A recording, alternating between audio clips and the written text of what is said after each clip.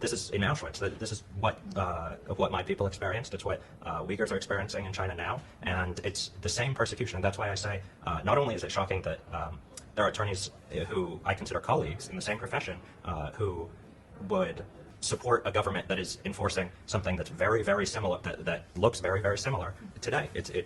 I mean, I've already said it. It's a disappointing thing, and in one way or another, attorneys get a bad rep, as they say.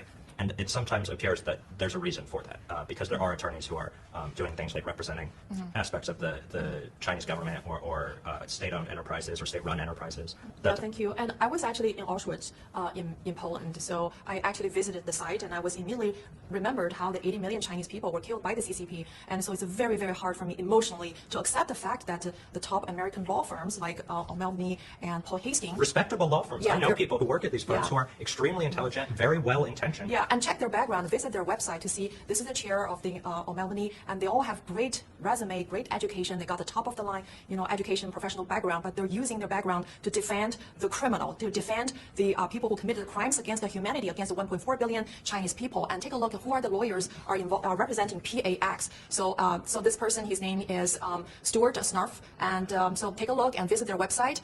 He's part of the PAX team.